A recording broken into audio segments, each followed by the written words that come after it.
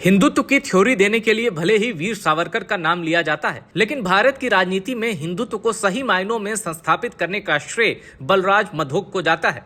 1951 में श्यामा प्रसाद मुखर्जी के साथ मिलकर बलराज मधोक ने भारतीय जनसंघ की स्थापना की थी, लेकिन श्यामा प्रसाद मुखर्जी ज्यादा दिन जीवित नहीं रहे, उनका जल्द ही निधन हो गया। 1967 में बलराज मधोक के अध्यक्ष काल में ही भारतीय जनसंघ ने अपना सर्वश्रेष्ठ प्रदर्शन किया और लोकसभा में 35 सीटें जीती। पंजाब में जनसंघ की संयुक्त सरकार बनी और उत्तर प्रदेश और राजस्थान सहित 8 बड़े राज्यों में जनसंघ मुख्य विपक्षी दल बनने में कामयाब हुआ। कुछ पत्रकार बताते हैं कि भारतीय जनसंघ या बीजेपी के ग्रोथ पैटर्न को देखा जाए तो दिल्ली उनका राजनीतिक केंद्र बिंदु था। यहाँ पर पाकिस्तान से आए शरणार्थियों की बहुत बड़ी तादाद थी और उनका स्वाभाविक झुकाव जनसंघ की ओर बढ़ता गया। बलराज मधोक के समय में जनसंघ ने दिल्ली में 7 में से 6 सीटें जीती। उन्होंने उन जगहों पर जीत हासिल की जहां कोई उम्मीद भी नहीं कर सकता था। राजनीति में बलराज मधोक के करियर का ये पीक था।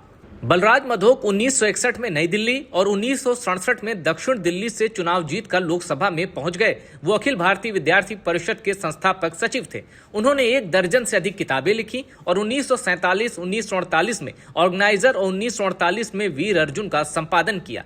कहा जाता है कि जनसंघ में लाल कृष्ण आडवाणी को लाने में बलराज मधोक की बहुत बड़ी भूमिका थी। उस समय दीनदयाल उपाध्याय को एक ऐसे युवा की तलाश थी जो अच्छी अंग्रेजी लिख सके और प्रेस वक्तव्यों का अंग्रेजी में अनुवाद कर सके। बलराज मधोक ने ही आडवाणी का परिचय दीनदयाल उपाध्याय से करवाया और उसके बाद तो आडवाणी ने पीछे मुड़कर नहीं देखा। भारत की राजनीति और भारत के राजनेताओं से जुड़ी ऐसे ही दिलचस्प और रोचक जानकारियों के लिए इस चैनल को सब्सक्राइब अभी कर लीजिए।